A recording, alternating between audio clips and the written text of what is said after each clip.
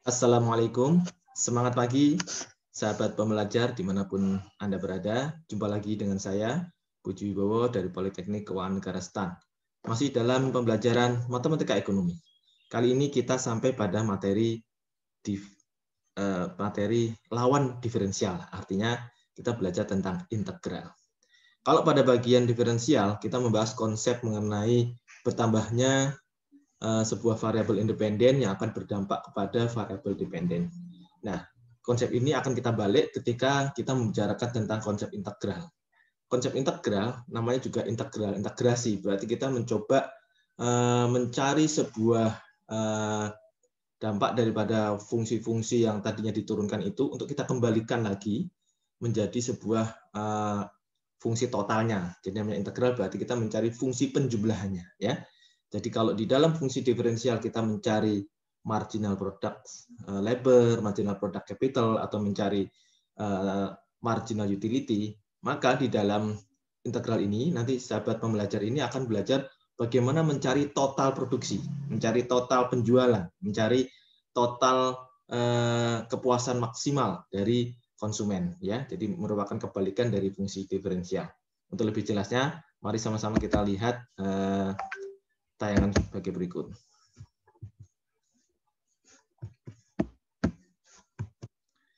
Nah, secara umum kita mengenal ada beberapa topik tertentu di integral ini, ya. Ada integral tak tentu, kemudian kaidah-kaidah integral tak tertentunya seperti apa.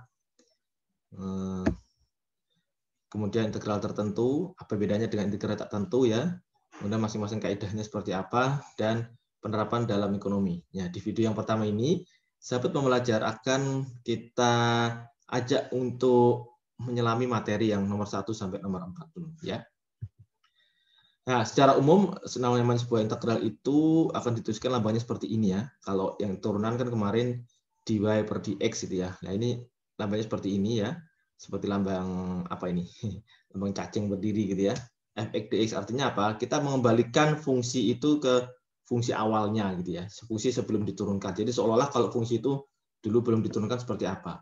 Maka secara hasilnya adalah fx plus k. K ini konstanta. Kenapa? Karena ketika k kita turunkan kan menjadi 0. Maka ketika kita integralkan, kita munculkan k-nya, ya. Nggak tahu k-nya berapa, yang penting ini konstanta.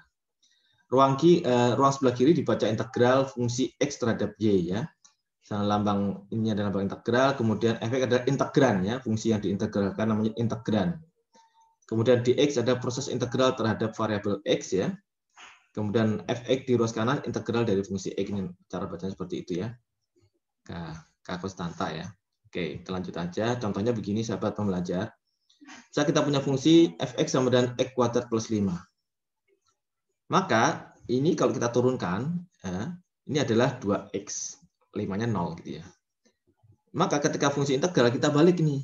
Seolah-olah 2x ini sebelum diintegralkan jadi berapa, ya? Bayangan kita kan itu. Sebelum diintegralkan berarti yang 2 ini nanti otomatis akan naik, ya. Akan naik ke sini. Karena 2 yang tadinya kan ini naik ke sini gitu, ya. Kemudian supaya jadi x kuadrat, maka kita kali dengan 1/2, seolah seperti itu. Jadi 2-nya naik ke sini, kemudian yang di depannya ini dikalikan 1/2, ya. Nanti seolah seperti itu. Maka supaya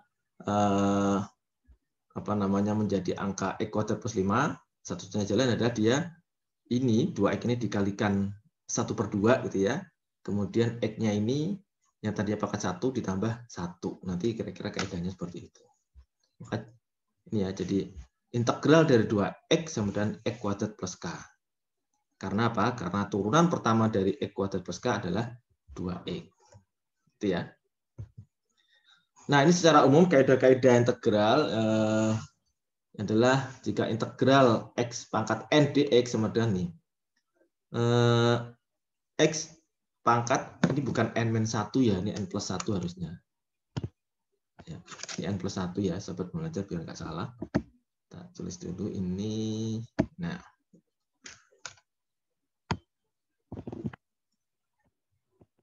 kurang kan, kurangnya lagi, mohon maaf, ya. Jadi ini x pangkat n+1 dibagi n+1 plus k, ya.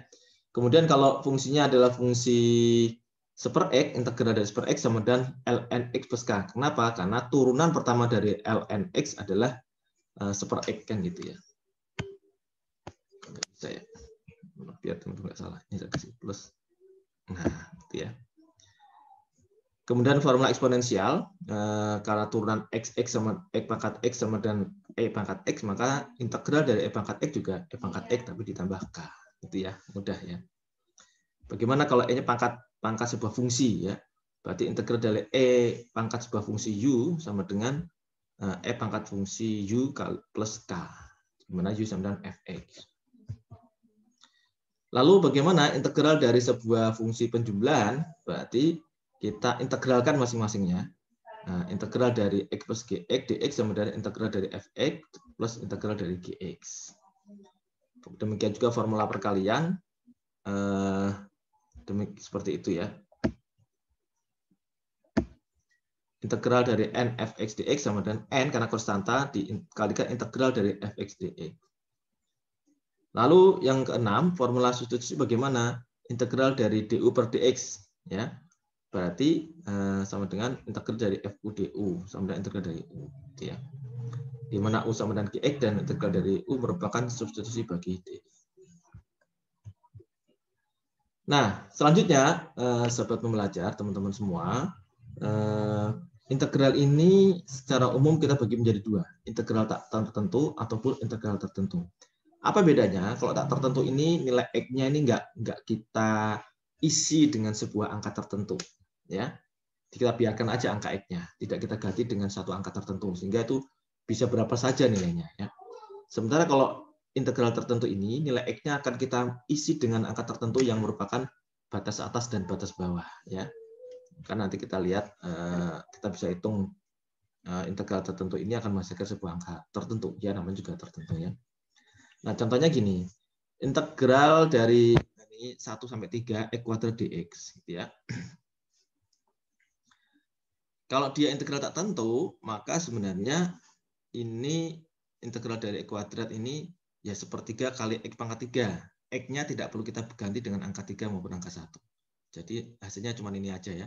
Integral dari x pangkat 2 dx adalah sepertiga x pangkat 3. Ya, dengan kaidah ini adalah 1 per n plus 1 x pangkat n plus 1. N-nya adalah n pangkat ini yang tadinya kuadrat ini ya. Nah, bagaimana kalau nilai integral tertentu? Berarti angkanya ini kita selisihkan ya antara angka 3 dan angka 1. Jadi selisihnya adalah angka yang ada di atas dikurangi dengan angka yang ada di bawah, dan angka-angka ini masing-masing dimasukkan ke dalam fungsi yang sudah diintegralkan. Maka integral 1 sampai 3 untuk x kuadrat dx adalah sepertiga x pangkat 3. Kita tulisnya seperti ini ya. 3 taruh di atas, 1 taruh di bawah, kemudian sepertiga x yang 3 ini masukkan ke sini, 3 pangkat 3 dikurangi sepertiga kali ini 1 pangkat 3.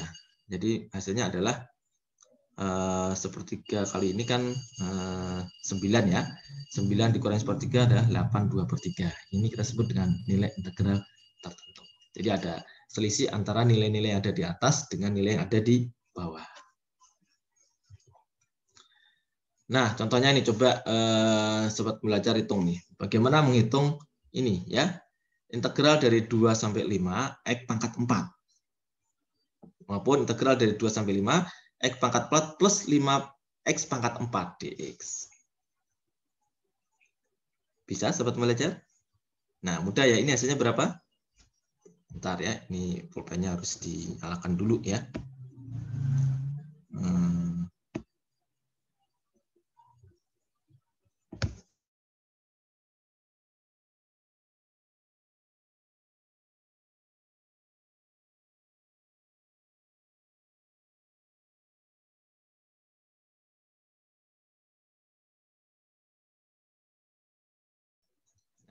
Jadi integral dari ini, sobat belajar, kita bisa hitungnya berarti 1 per n-nya kan ini yang 4 ya, 4 plus 1. 4 plus 1 dikalikan x pangkat 4 plus 1 sama dengan 1/5 ya, kali x pangkat 5. Kan plus k, ini integralnya gini ya. Karena dia integral tertentu antara 2 sampai 5, maka kita bisa hitung kembali berarti ini Karena K-nya nanti hilang, karena sama-sama nanti K akan dikurangi dengan K. Ya. Ini berarti hasilnya 1/5 kali X pangkat 5, ya 52. Gini ya. Di 1/5 kali 5 pangkat 5 dikurangi 1/5 kali 2 pangkat 5. Nah, sendiri nanti di rumah ya. Yang ini juga begitu. Kalau ini penjumlahan bagaimana? Jadi masing-masing diintegralkan ya. Integral dari X pangkat 4 kan tadi 1/5 X pangkat 5 ya. Dan kalau integral dari ini bagaimana? Berarti integral dari ini kan 5 dibagi 5 ya, berarti hilang. X pangkat 5 ya. Ini kenapa hilang? Karena dibagi dengan 5 ya. Kali ini 5, 2. Ya, ini tinggal dimasukkan angkanya sobat belajar ya. Sama dengan 1/5 dari 5 pangkat 5 plus 5 pangkat 5 gitu ya.